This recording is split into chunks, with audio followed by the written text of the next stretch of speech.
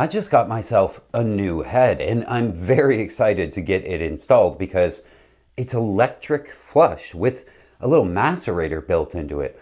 But before installing a new head, I thought it wise to go have a look at the Practical Sailor magazine archives first to fill my head with some head knowledge. I found this article that Drew did on what should and more importantly should not go in the head. And being as how it's spring season, now is likely a great time to talk about it real quick. What can go in the head?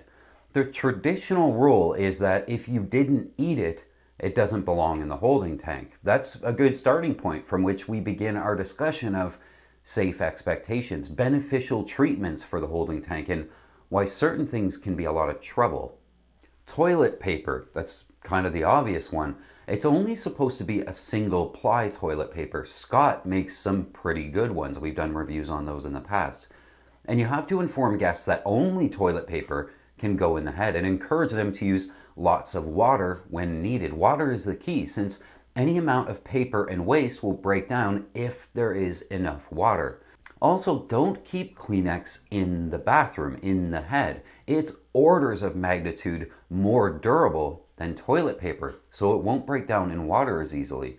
Try to provide Ziploc bags in an obvious place for other disposal items. Which brings us to cleaners. There's a lot of them. Periodic acid treatments can reduce the scale buildup caused by flushing with hard water. And yes, seawater is hard, it's very high in calcium. In our testing, So Clean strikes the best balance between effective scale removal and safety. Some people like vinegar, but vinegar is so weak as to be completely ineffective in any practical treatment regimen. Or people try hydrochloric or muriatic acid, which is hazardous to work with and damaging to any aluminum parts. A proper annual cleaning should be sufficient that you don't have to use those things. Which brings us to toilet bowl cleaners. It's important to understand that in the holding tank there is an environment of cultures that break down the waste. And if it's imbalanced, it can result in a really bad smell. So some toilet bowl cleaners will harm the tank culture and make things very smelly. While some will strip the lubricant from your pump. Some are safe and in moderation, some are great solutions.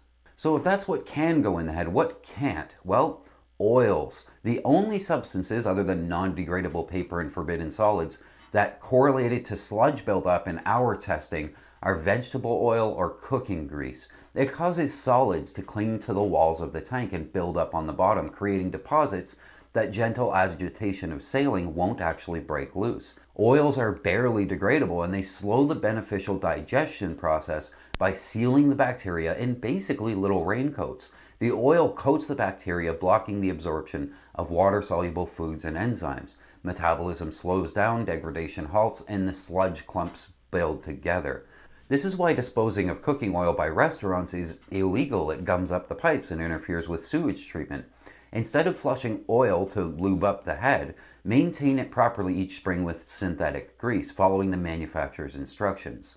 So what about bleach and drain cleaners and all that kind of stuff? Well, bleach itself is really rough on the rubber components in this system. It disrupts the natural balance of the bacteria in the holding tank as well, and will never actually be enough to sanitize the tank anyway, since bleach has poor penetration effectiveness. It ends up making the odors worse actually, and decreases the life expectancy of the hoses and soft parts in the head system. It's not recommended to use bleach under any circumstances. If you want a clean system prior to working on it, flush with lots of clean water, followed by a brief soak in vinegar, and then one last flush of clean water. So how do we keep things clean? I went and found an article that Drew referenced here. By the way, the links to all these will be in the description below. The article, A Simple Solution for Toilet Bowl Stink, says, your home toilet receives plentiful of washing and a dose of disinfectant every time you flush it, thanks to chlorinated city water that's piped to our homes. A marine head is different. Whether flushed with seawater or fresh water, flush volume is limited, and we like to stretch our pump outs, and often we have to. Inevitably, a few spots and stains are often to be left behind on the toilet bowl.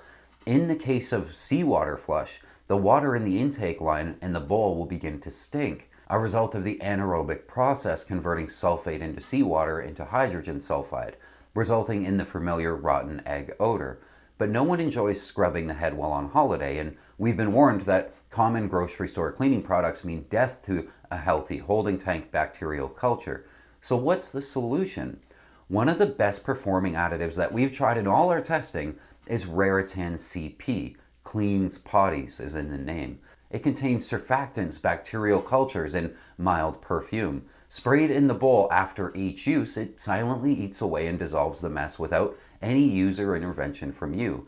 And since the culture and chemicals are compatible with bioaugmentation approach to our holding tank odor, any product that's flushed is beneficial, starting treatment at the bowl and basically cleaning the entire system without hurting the environment inside the tank. After reading all the articles on the subject that I could find, my holding tank attack plan after installing my new toilet is to keep a bottle of Raritan CP in the head for a gentle spray a few times a day, never flushing anything other than waste and Scott single ply, and keeping a garbage readily available nearby for anything else. I keep mine in the cupboard under the sink. It's always really good to share with each other on what we found that works. So what have you found that works for you? Share your experience in the comments so the rest of us sailors can learn. See you next time.